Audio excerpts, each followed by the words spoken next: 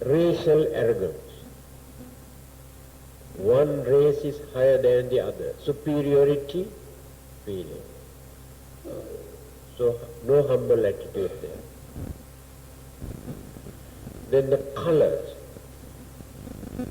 different colors,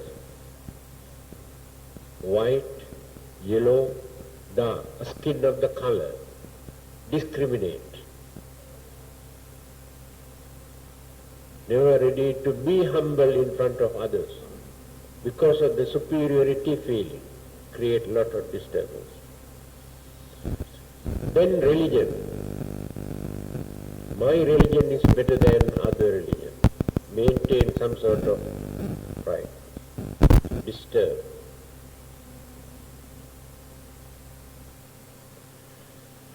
Culture and traditions.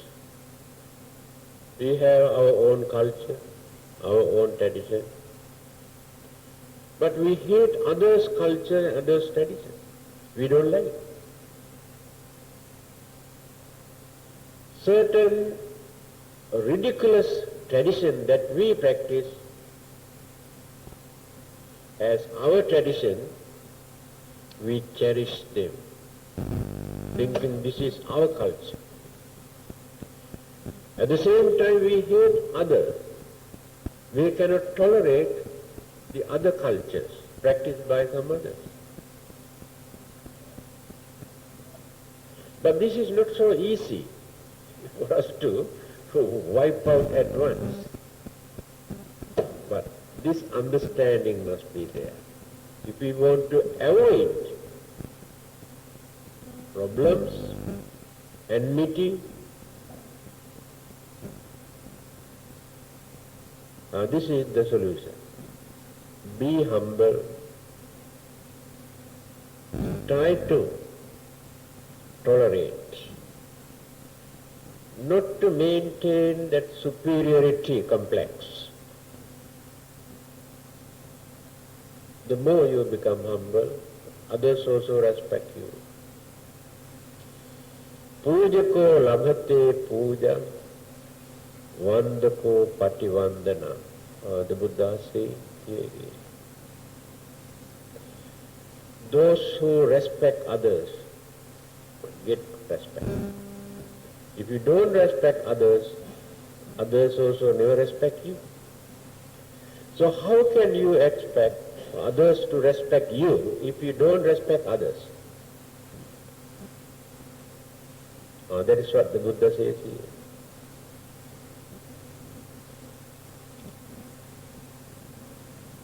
And by becoming a humble person, yaso kittincha pappot, again the Buddha says, you create a very good reputation. Assume you are a well-to-do person, well educated, high position in the society. And if you can behave as a very humble person, people talk about you. Look at that person. He's so and so, but he's so humble. He never try to show off anything.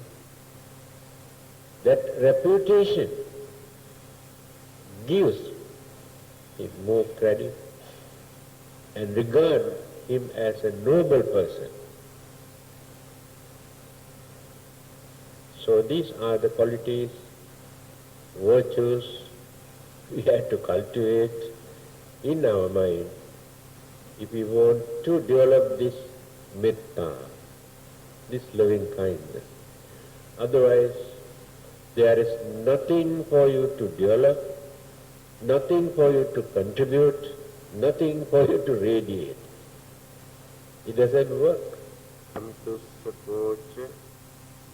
Subharocha, Appakichocha, Sallavka Vutti, Santindriyocha, Nipakocha, Appagabho, Kuleshu, Ananugidho. this word CA to pronounce a ch, not k. Huh? Sometimes we use CHA also. Ch. Ch. What is the meaning of ch?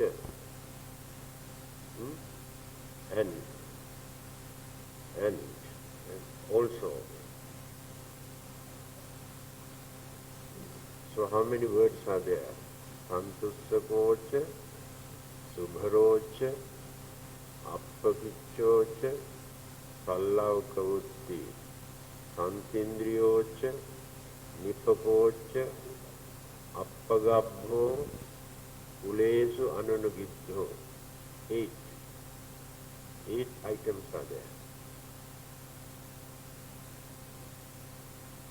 So when you recite, you never consider or analyze the real meaning of these words. That's why I told you, in these sutras or the discourses, you can find very meaningful advices given by the Buddha. These are not mere words for us to recite, just to understand and to cultivate our way of life by learning. Then, while reciting, when you concentrate on that way, we automatically maintain some sort of calmness in our mind. Then it is a meditation. So when you recite with confidence, devotion, you can experience some good effects. That is how we experience some sort of good result, either by reciting or listening to some of these sutras. Let us recite again.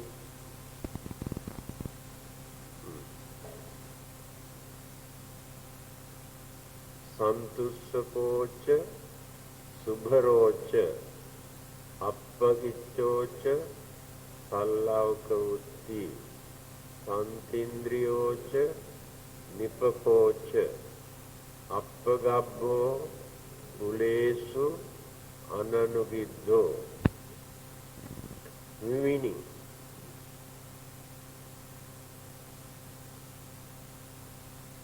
contented, easily supportable, with few duties of light, livelihood, controlled in senses, discreet, not impudent,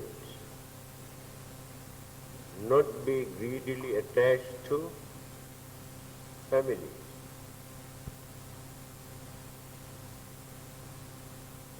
So what are we going to do now by reciting this? For what purpose? This is called Metta Bhavana, isn't it? To reduce, not craving. Metta is the opposite meaning of cruelty, anger, grudge, ill will, evil thought. So we are going to do that by reciting. So without practicing any of these things, so what are we going to cultivate? What are we going to radiate as metta or friendliness or loving kindness and not goodwill? First one, contentment. What is contentment? Contentment means satisfaction that we have to maintain within our means without or beyond that limit. You have to consider many things. Your family, your age, your way of life, your education, your income. So by considering all these things, you must have some sort of limit in your activity. If you go on increasing your craving or selfish desire or your craze for so many things, there is no contentment in your life. I think all of you know that Buddhism is known as middle path, very moderate way of life. Not to go to extreme, either for indulgence or enjoyment, and not to suffer in the name of religion or traditions or culture. That is Buddhism. We can see how people get into trouble, unexpected problems and worries and difficulties and miseries, since they have not developed this contentment in their way of life. Throughout their life, they go on increasing and increasing their desire, craving, never satisfied. In the end, they never satisfy with their life. They suffer more. They create more worries and disturbances and frustration and insecurity in their life. Those who have reduced many of those selfish ideas in their mind maintain some sort of satisfaction with their life. Now, for our living, we need only 4 things. What are those 4? Food for our living, shelter for us to rest, clothing for us to cover our body, medicine for us to take when we are sick. These are the necessities required. No one can live without these 4 things. And what else do we need for our living? The other things are not important for our living. Many of other living beings satisfy their life with these 4 things. Of course, not 4 things, only 3 things. No clothing for them. They are free from that problem also. No fashion parade for animals and birds and all. Only 3 things. And they never go to doctors when they are sick. Animals. But they know their own medicine. They know how to take precaution. I think you have seen some cats and dogs are sick. They don't want to take food. They refuse. And go out and eat either grass or some sort of leaves or roots. They know. They have that instinct. That is their medicine. And they are healthy. those animals who have associated with human beings have to suffer from many sicknesses because we have introduced or we have changed their way of life.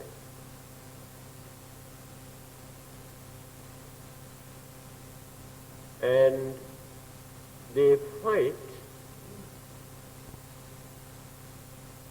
due to one of these three things.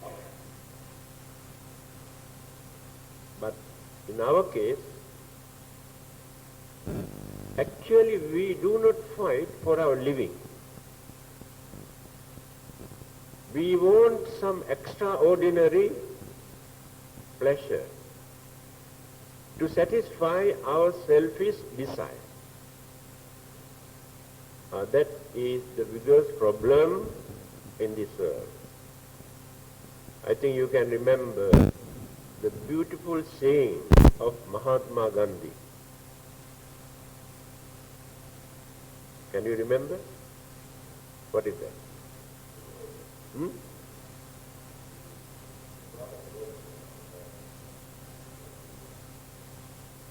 He says, here in this world, we have more than enough things for our need, for our living. There is no reason for us to fight. But we haven't got enough things to satisfy our craving. So we are fighting because of that craving, but not for our living.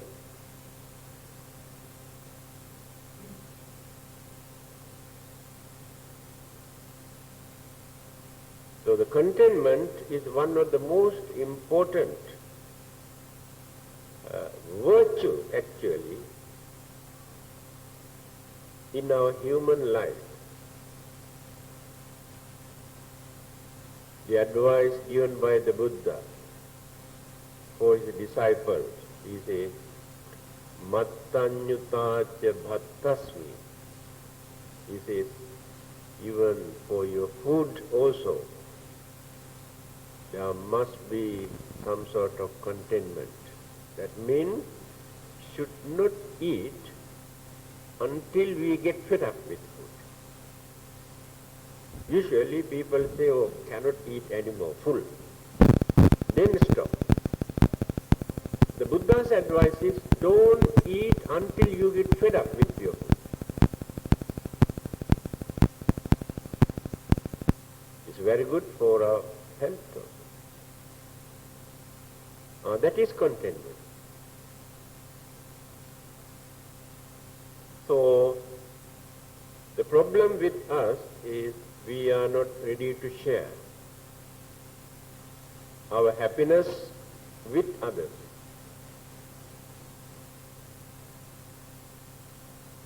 Then we develop jealousy. Jealousy arises because of this. If we can consider in this way, let us enjoy our life. Let us live. At the same time, allow others also to live. Allow others also to enjoy their life. That is contentment. But people are not ready to do that. They want to collect and dump and dump. And in the end, they do not know what to do. This is the nature of craving. So there must be some sort of contentment in our life if we want to maintain peace. Otherwise, there is no peace. The next one, easily supportable. That means, let us take family life. Your husband or wife or children or parents or grandparents, if they are very greedy, if they have no contentment in their life, it's very difficult for others to satisfy. Whatever you supply, they grumble. Food you prepare, very nice food, but still they grumble. And the dress that you provide, they say no good, cannot satisfy. And the comfort at home you provide in various ways, they cannot satisfy. So we had to adjust our way of life to live in such a way without troubling others. And this way of life, especially for the monks, not to grumble for anything. That is called easily supportable. So, any kind of food, whatever you prepare, when you come and offer, the monks should not grumble for anything. Their duty is to take with that content. Raw or anything, they should not grumble for that. Because their way of life is not like your way of life. They depend on you. So they should not tax you too much. So they have to adjust their way of life to satisfy with anything whatever they receive from others without grumbling.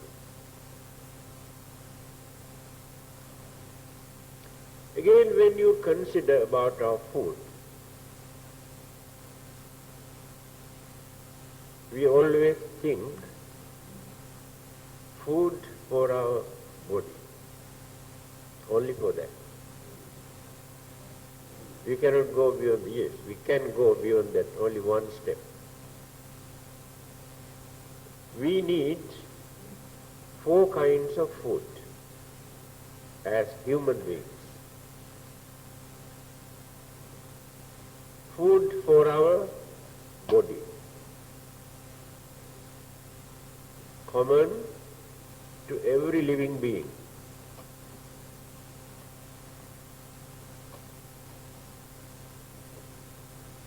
But not enough. Food for our senses. That's why we like to see beautiful things, like to hear nice songs, sweet voice, smell nice things, perfume, and the taste. The food is one thing, taste is another thing. Then comfort for the physical body. Food for our senses we need. Even then, we should not become slaves to our own senses. If we develop this, we have no time to develop our mind or to find out some other kind of food that we need. Because these two are not enough. Food for our body, food for our senses, not enough. Animals also find out food for their body and certain things for their senses, but not like human beings. Then the third one, food for our mind.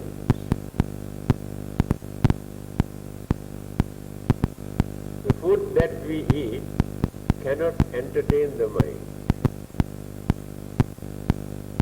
The senses that we use by taking objects as beautiful and nice things cannot entertain the mind.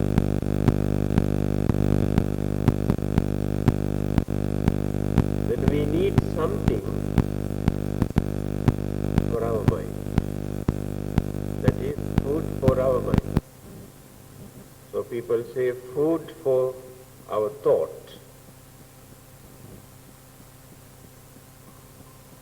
That is intellect,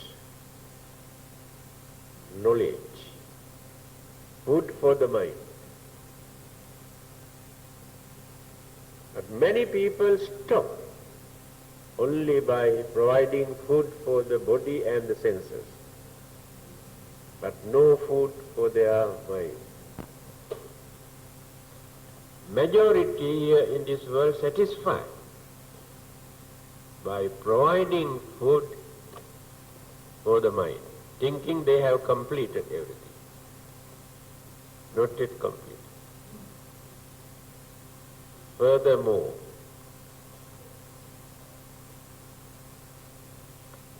food for our consciousness.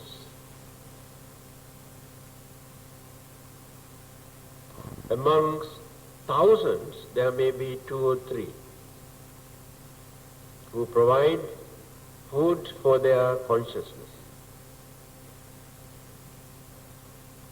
The food for the mind remains as intellect or knowledge. But that knowledge or the intellect is not perfect. Whatever concept or the ideas that you have developed in your mind, you satisfy with them. But you do not know how to analyze to find out whether it is true or not.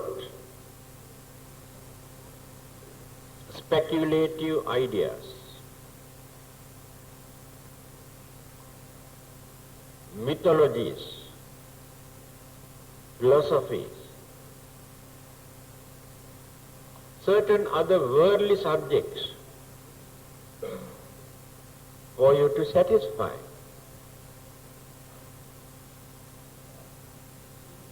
To know more about this world. This is mere intellect. But we have to go further to find out the absolute truth. The truth that you have realized or decided through your intellect is conventional truth, changeable. So we have to develop this until we find out the absolute truth. Now, what is this absolute truth? After realizing this, no further analysis. There is nothing to analyze.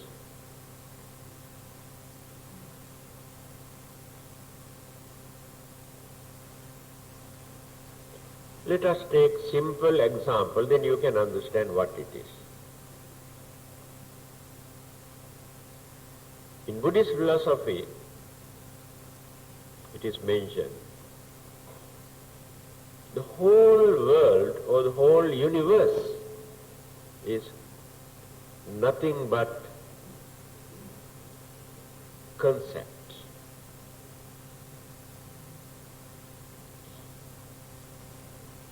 Now, puzzling in your mind, what it is. How can it be that? It clearly shows you have not realized the truth. Now, puzzling in your mind, what it is. How can it be that? It clearly shows you have not realized the truth.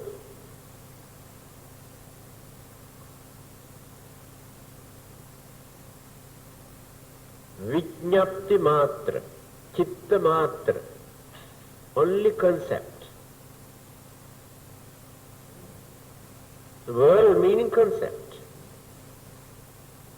But when we analyze this world,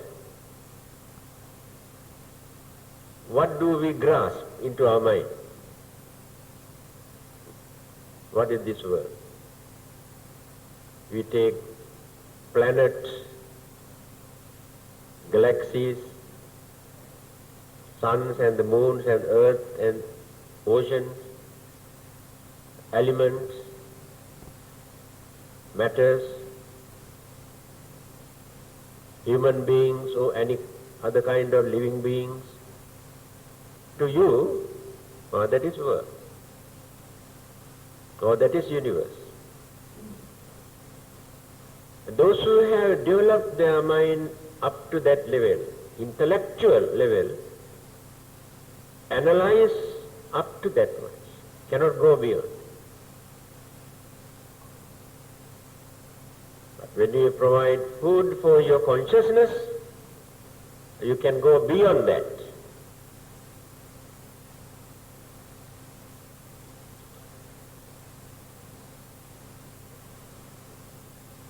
All right, let us refer to the scientific analysis.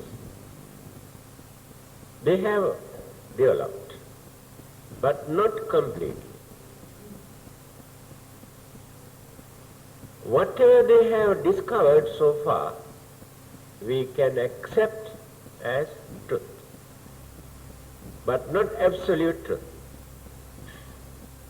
That is why different scientists from time to time discover more and more information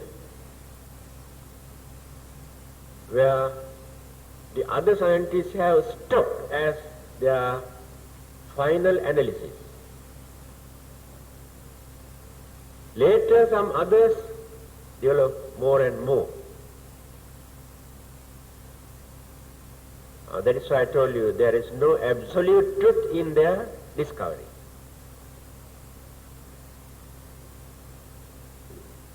Albert Einstein, so one of the best scientists, who has explained relativity, the nature of time and the space.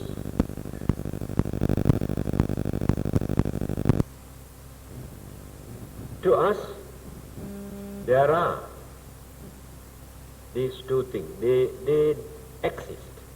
Time exists, space exists. That is why I told you, in Buddhism, they explain this, nothing but concept. Time is our concept. Otherwise, there is no such thing in this universe which we can point out as time. That is our measurement. We measure by depending on something. If that something is not there, there is no for us to point out the time. Take for if there is no night, there is no daytime. So day depends on night, night depends on day. So if there is no night, there is nothing for us to point out as day. Now we depend on sun. Those days there were no clock. According to the movement of the sun. Sun doesn't move. This one is moving, but we thought for thousands of years that sun is moving because we can see this one is going. But we cannot feel how this one rotates. And that is our concept. According to our experience, by using limited senses, limited knowledge, we decide something.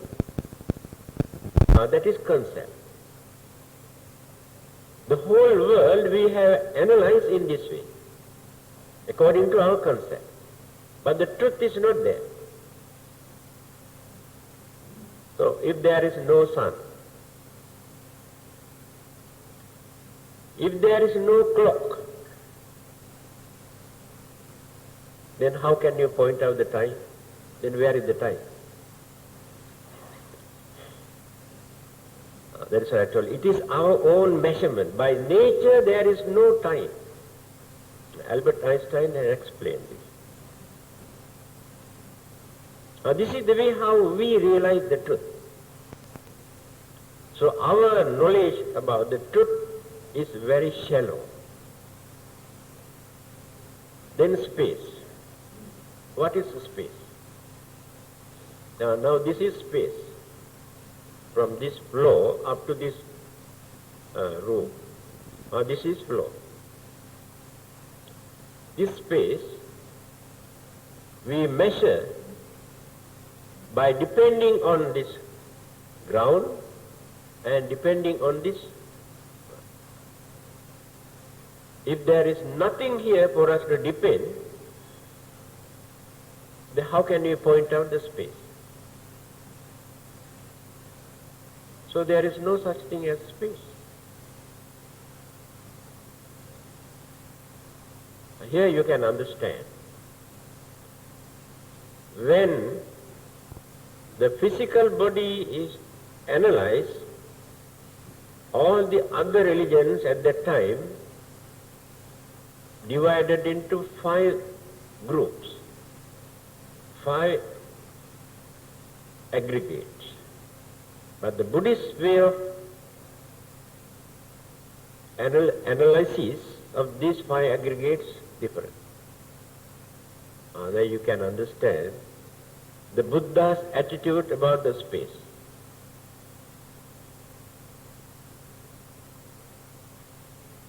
Pathavi, Apo, Tejo, Vayo, Akasa, the space. To others there are 5 elements. But the Buddha always talk about 4 elements. That is the reason. Because he did not accommodate space as one of these elements. Solidity or fluidity, heat and motion, these 4 elements. But space is not there in the Buddha's analysis. But others have taken a space also as one of the elements for the formations of this physical body. So in reality there is no such thing as space. That is what Albert Einstein says. Space and time are our own concept. So he says, when we analyze the whole universe, not only this world, go on analyzing,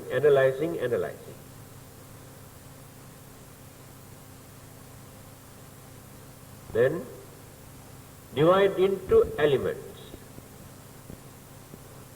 divide into various energies.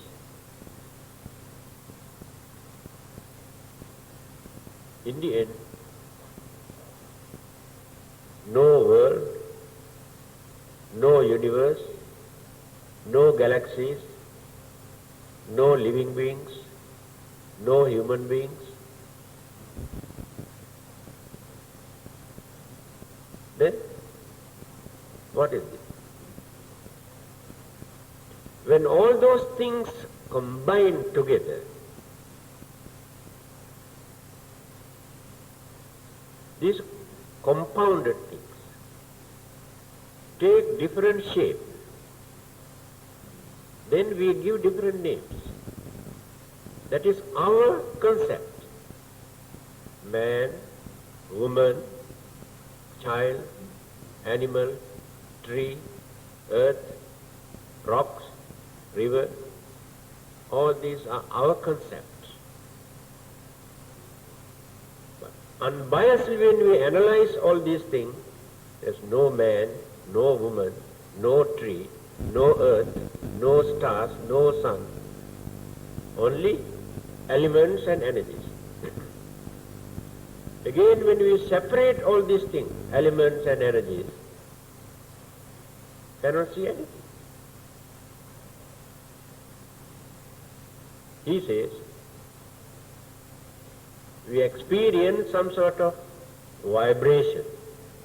That is scientific analysis. If not waves moving here, but no world, no universe.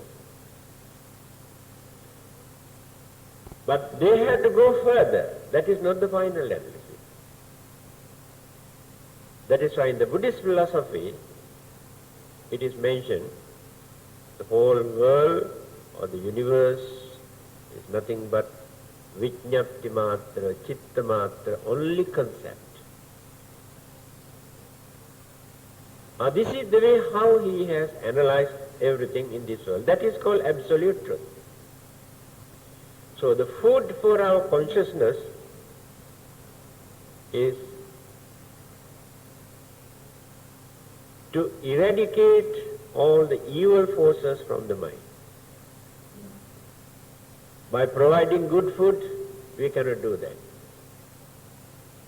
Indulging or entertaining our senses, we cannot do that. By enriching our intellect, learning all worldly things, we cannot do that.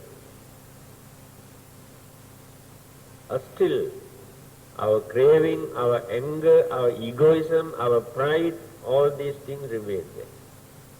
Because we have not provided food for our consciousness. Then how to provide food for our consciousness? By learning, we cannot do that. By reading also, we cannot do that. By analyzing, realizing what this life is and what this world is, and our own character, behavior, mood, temperament, attitudes, introspect. Then you know what are the things you had to eradicate and what are the things you had to cultivate.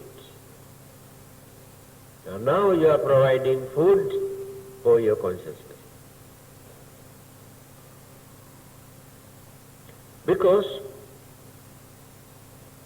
this kind of food you cannot get from outside. Neither from heaven or hell or from anywhere. This is called inner development. So when you go on providing this kind of food, then the storehouse of consciousness in your mind become very pure, very energetic, very holy. Then the real wisdom appears there. So whatever we consider as wisdom, by knowing all these worldly things, you won't get this. So that wisdom is very limited. Because there is no purity in the mind. The knowledge that we gain without purity in our mind is not a wisdom. It is knowledge. That knowledge is changeable according to certain circumstances. But the wisdom is not changeable.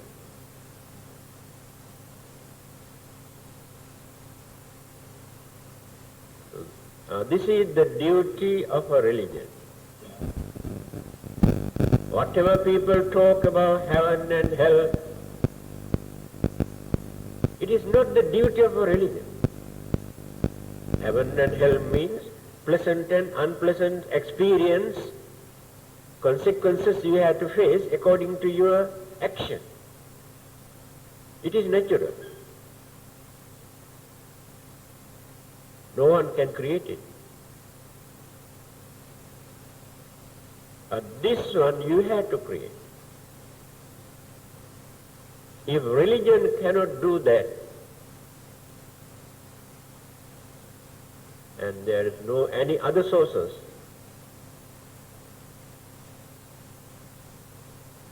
That is the way how the Buddha has explained.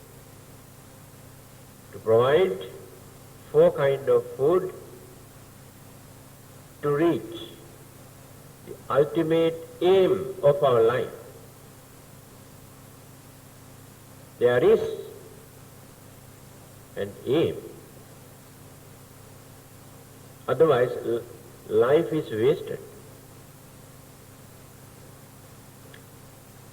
Because of our ignorance, we do not know how to find out the aim of our life. We aim at something else, but that target is not correct. Later we get satisfaction, dissatisfactoriness, unhappiness. After gaining what we have been aiming and longing and praying.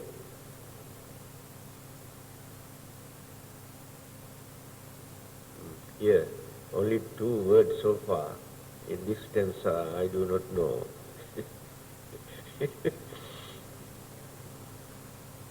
Next one. With few duties.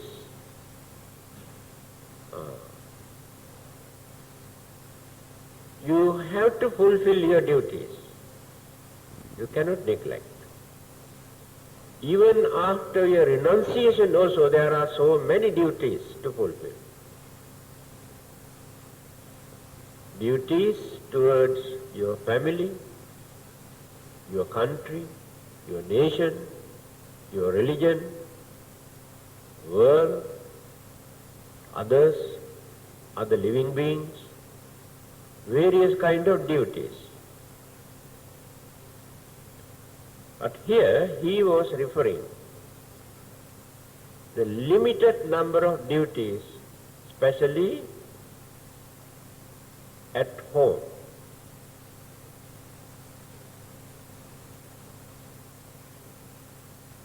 So it does not mean you have to reduce your duties toward your husband and wife and children and grandparents. No. You have invited so many extraordinary things as your duties, unnecessary things. But you think, oh, these are our duties. That is the trouble with you. Because of this attitude, you have become busybodies. Always busy, no time. Therefore, you must know what are the important duties for your welfare and benefit, happiness, and for the welfare of others. And don't go beyond that to interfere with unnecessary things. If you are going to do that, you invite unnecessary problems and burdens. So try to reduce this kind of unnecessary duties. Otherwise, no peace.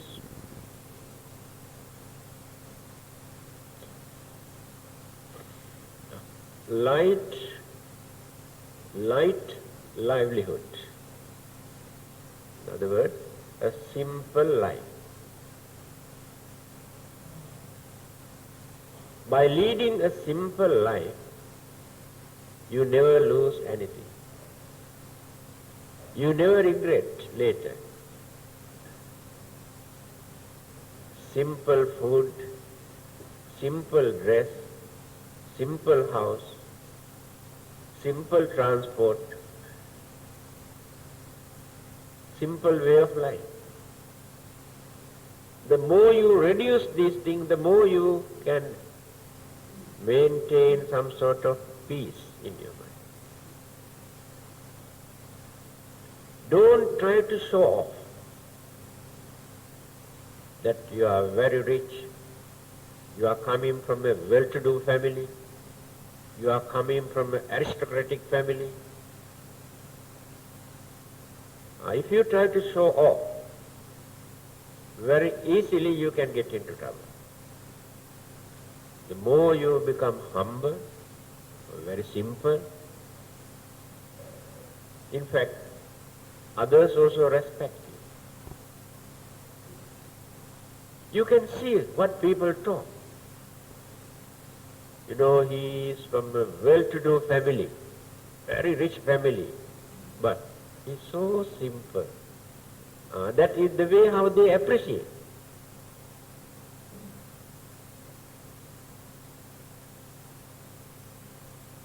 So you cannot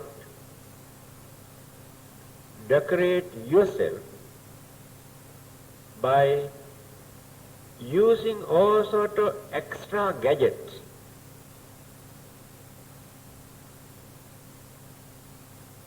You cannot beautify your life.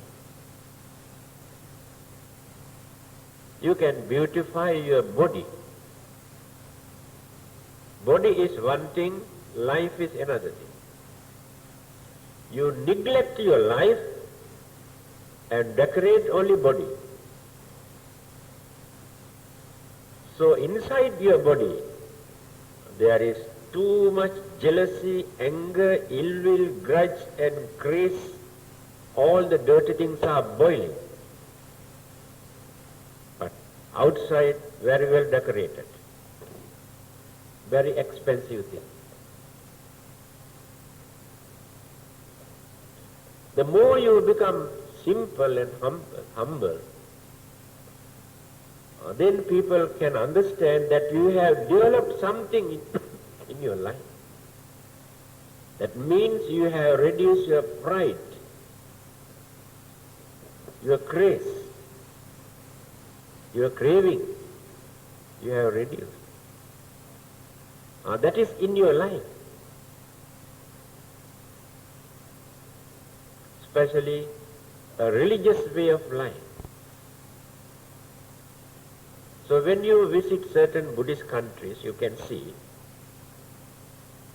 especially on full moon, new moon days, or whenever there is any religious function,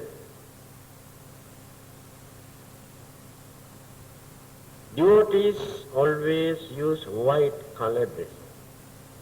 One color, only white color. No decoration, no gadgets. That is called simple life. Because a place of worship or temple is not for us to go and show off that we are rich and this and that. To show others that we are simple and humble. And there's a lesson for us to learn from Muslims. When those Muslims visit Mecca, whether kings or emperors or prime ministers or multimillionaires or beggars, all of them, only one piece of white cloth. That means all are equal there. So according to them, in front of God, we are equal, no discrimination. So when we come to temple or to attend any religious function, it's not necessary to use so many things. Very simple dress is more than enough. But on the other hand, I am sorry to say, some of those young girls come to temple without even the simple dress. That I cannot understand. If they happen to visit any other place of worship, the authorities in that place take the broomstick and chase them away. Let them go to a mosque, let them go to a Hindu temple or a church like that, whether they are allowed to enter into that place. The freedom that in Buddhism they abuse. Why can't they use a decent dress when they come to a place of worship? That I cannot understand. That is not a simple dress.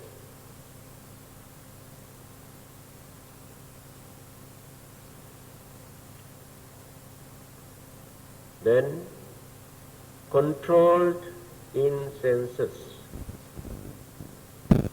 Just now I told you we have how many senses? How many? 5. And we can add one more, isn't it? Mind also, altogether 6. 6 senses. How to control? Close your eyes, then you can control one. Pluck something here, control another one. And close your mouth and control another one. And 2 pluck here, control another one. Very easy, no problem.